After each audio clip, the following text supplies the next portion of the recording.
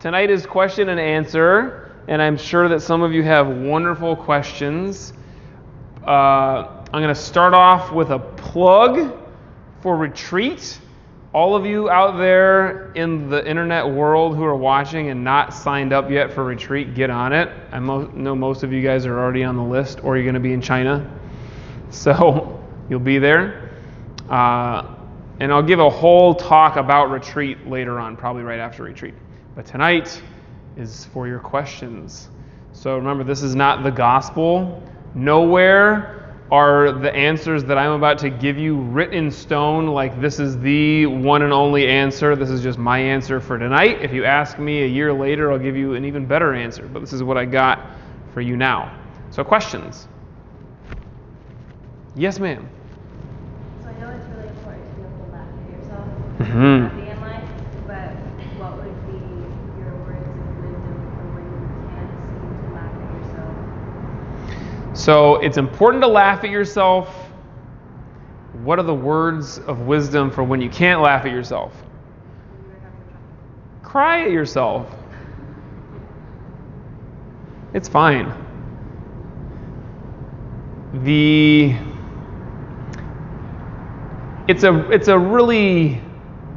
It's not wrong, but let's say at least it's an oversimplification to say you're supposed to be happy all the time, or even like as happy as you're supposed to be or could be. This is a stream of thought and philosophy, but that's in no way like do we know that that is what is supposed to happen, that you're supposed to be happy. It's great if you can. And if you can't, you got to start off with accepting exactly where you are.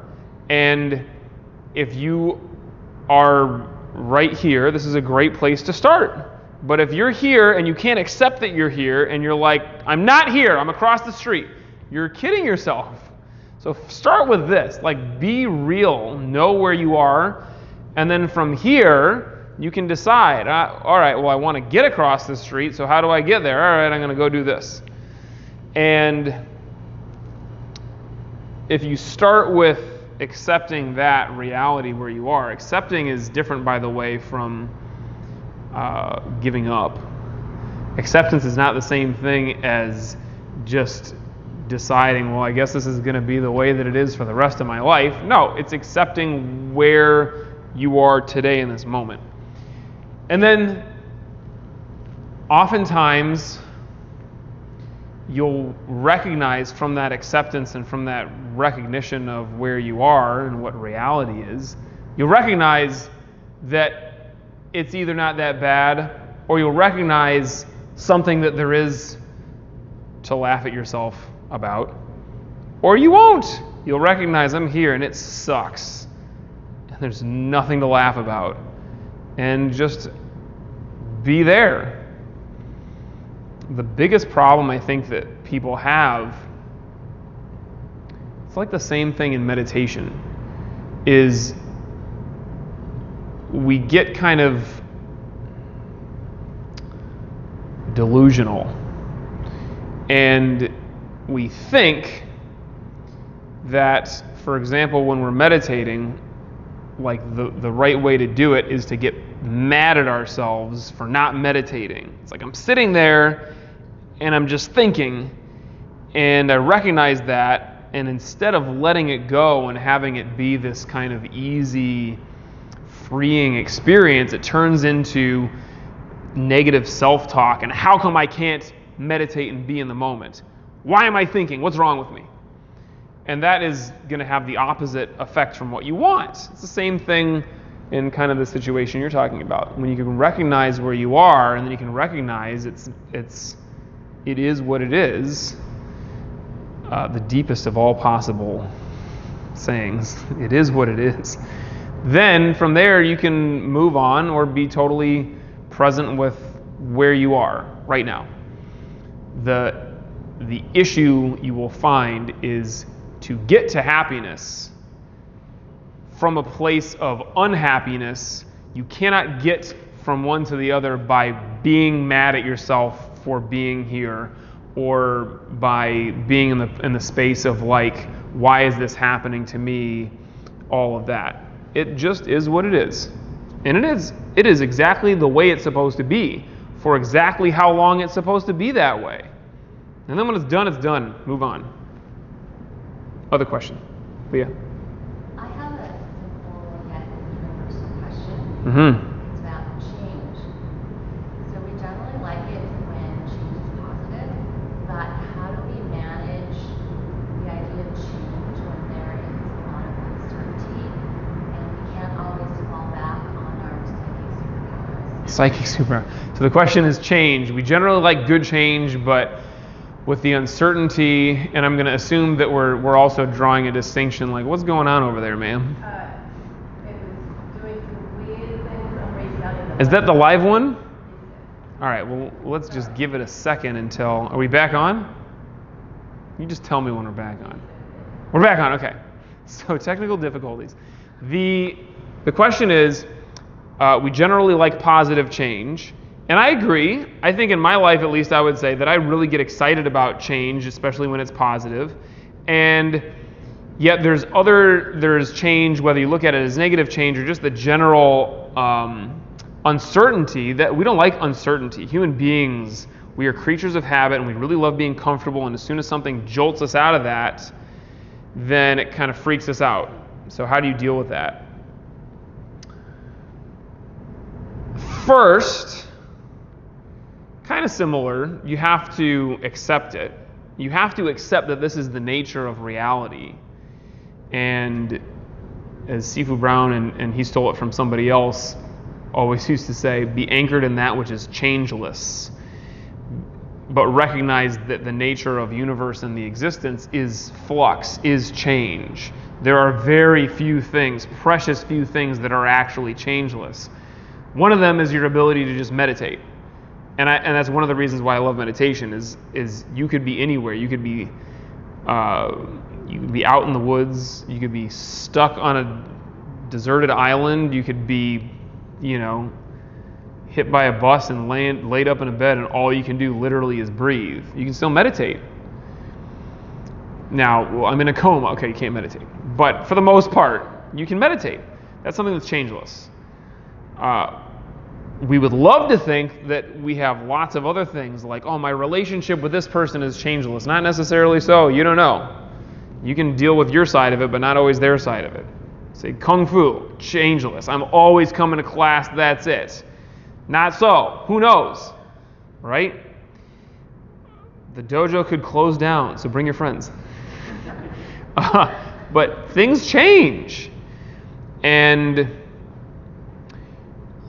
I would say one thing to really get right with is that, like, be okay with change. Know that it's coming and embrace it. Embrace it like this is exciting. It's uncertain, and I might end up someplace totally different tomorrow from where I expect to be. For sure, a year from now or 5 years from now, something will have massively changed in my life. And people generally look at that like, oh, things are changing and I don't know what it is and I don't like it. Or they think of it like, this is exciting. I don't know what it is. And it could be anything. My brother took a genetic test, and he did the 23andMe, and he did that part of it where you get to test for what diseases you're prone to. Like, anxiety, cancer, whatever it is, you're probably going to get this. I did not do that.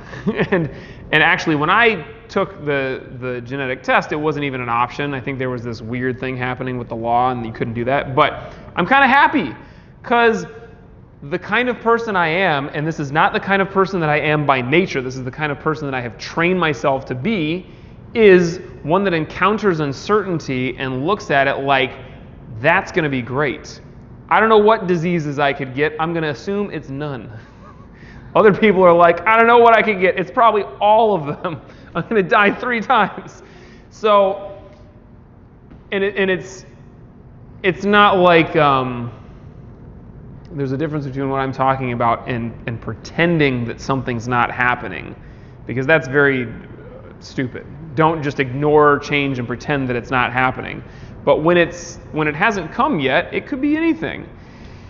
So it sounds kind of like Boy Scouty and just, self-help, but keep a positive outlook. But honestly, like, what good did it ever do you to worry about things that have not happened and might never happen? It does zero good. That doesn't mean don't plan for the fire. It means if you've already planned for the fire and you know what you're going to do, stop thinking about the fire, because it doesn't do you any good. But recognize that change is inevitable, embrace it, and then be anchored in that which is changeless. Because when you have something that you're anchored in, and you have to have something that really brings you back to center and brings you back to life, then all of the change and the flux isn't going to throw you off. You've got this path that you're going on, and something knocks you off of it, but you've got the thing that anchors you, and it brings you right back to it. Other question? Anybody asking me questions online? No, Not yet. Get to work, people. Who just raised their hand over here? Lucas. Could you please talk about intuition? Intuition. Yes. I would love to talk about intuition. I knew you were going to ask that question. No, I didn't, because I think I've talked about intuition once before. I'm not good. I'm better than I used to be and than I would be without meditation, and I'm making progress. But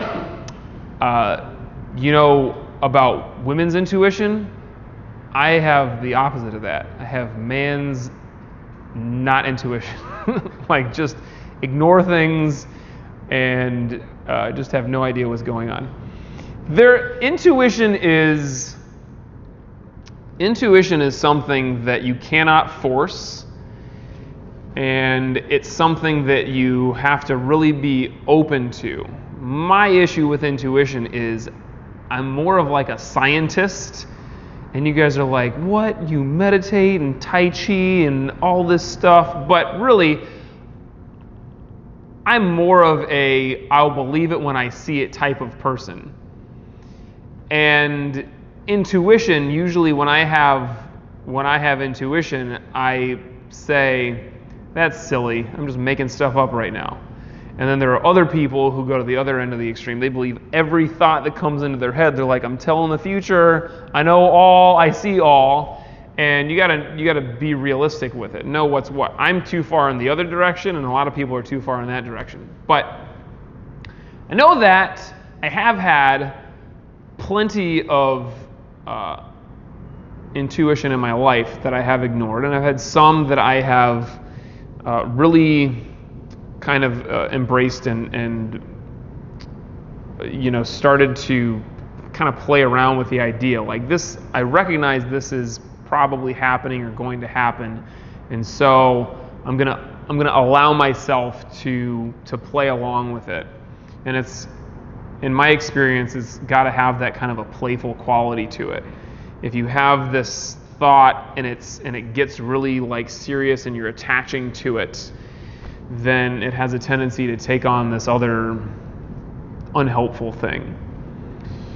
But in order to allow yourself to be intuitive, you have to allow yourself to be open to possibility, be open to the fact that you don't know, and as much of my scientific, logical brain thinks that it's got a hold on things, I have to recognize that I don't.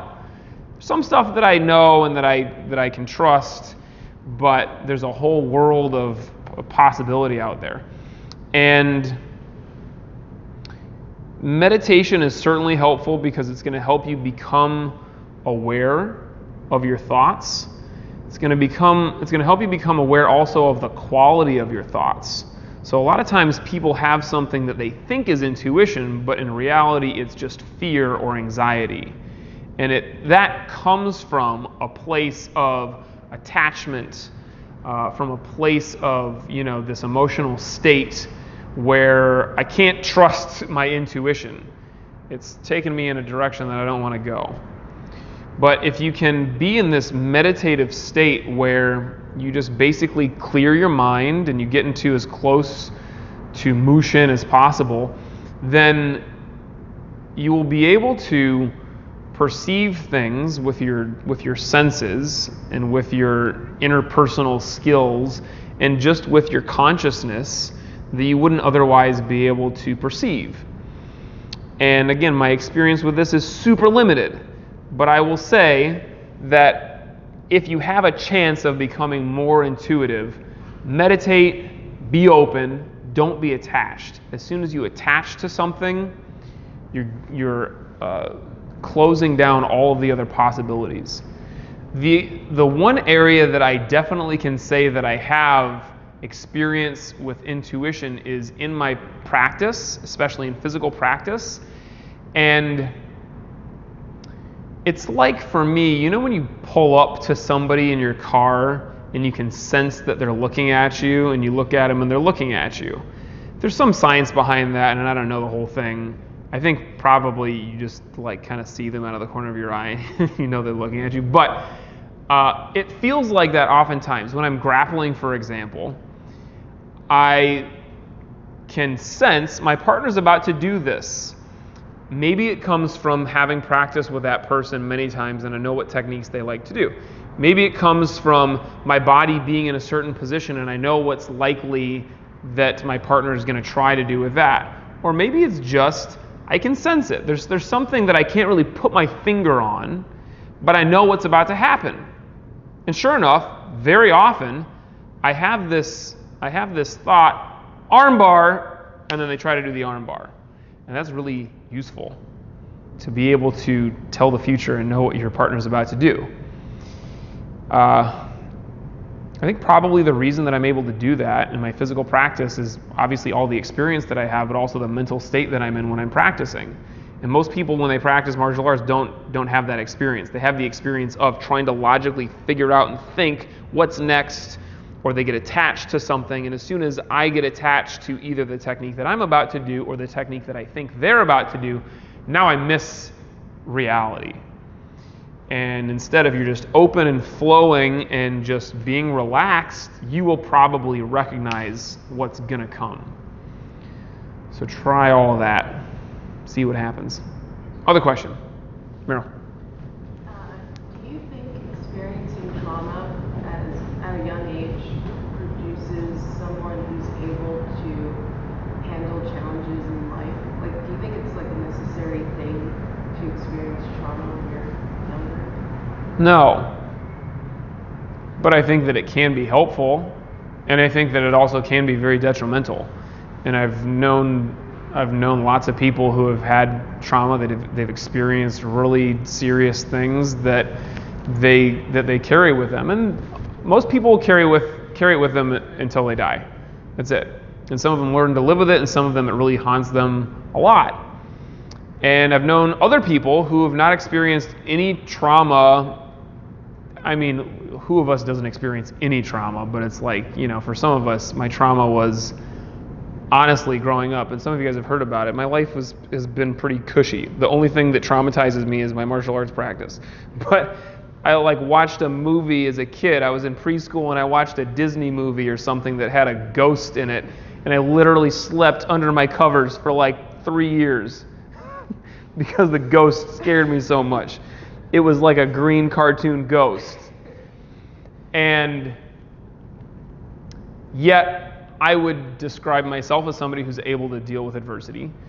Have I ever really dealt with something so terrible that I would just have been lost without my experiences and my abilities? I don't know. I think it really comes down to, again, your interpretation and your attitude. And that is what is most helpful about trauma and experience, I think, for most people is you get perspective. And oftentimes it's like, this is bad, but it's not as bad as that thing was. Or it leads you to seek the kind of experience and the kind of learning that will allow you to deal with something like that or worse in the future. For me, one of the reasons why I love martial arts so much is because it is so challenging. And it has never actually been traumatizing for me because I've chosen it. I've had minor injuries. You guys, I've practiced martial arts for about 20 years, and I have had no serious injuries. The most serious injury that I would say that I had was a perforated eardrum, and that heals by itself in 2 weeks. Twisted ankles, some bruises and all that, but nothing really bad. Yet the practice is so challenging physically and mentally that I know that I can deal with serious adversity. Early in my practice, I was on an airplane that was, as far as we knew, going down. We heard this loud slam, and the flight attendant started running up and down the hallway. I thought that it was a food truck, like one of the food, they don't have food trucks on airplanes. What's that thing called? The food cart? I thought that thing fell over, and I stopped one of the flight attendants. I was like 18 years old, and I said, "What's happening?" She says, "Oh, we hit a bird." I thought, "Oh, a bird, we're in a 747. The pilot comes on and says, "We're about to make an emergency landing, everybody buckle up." And so we landed like right away at some other airport. On our way down, I'm sitting between these two old ladies and I'm holding their hands and I'm saying like, "It's all right, we're gonna be okay." I didn't know that, but I just said it. And I know now if I were on an airplane that were going down or in a building that was on fire or whatever, I would be the person who would keep everybody calm and save people's lives, or one of those people. I don't know that I would run into a school shooting and deal with the shooter without a gun, but I would deal with the situation in the best way that I could at least. And that's just from my practice in dealing with the challenges here. But if you're asking, your question could kind of come from two different places. Like, I had trauma, is it good for something? Or I never had trauma, does that mean I'm screwed and I'll never be able to deal with it? The answer to both is you'll be fine if you choose to be fine. And with trauma, again, I'm not an expert, and I'm going to try to speak on this from a place of no experience, but just empathy. If you have something in the past or you have something that's happening presently and you choose it, it can be empowering. And choosing it is as simple as that. I choose this.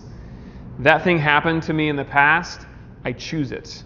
I don't think, why did that happen to me, and what are all the terrible things that it's continuing to do to me? I choose it. And I recognize that it is what it is, and there's no sense in continuing to think in that way of it. Something is happening right now, I choose it.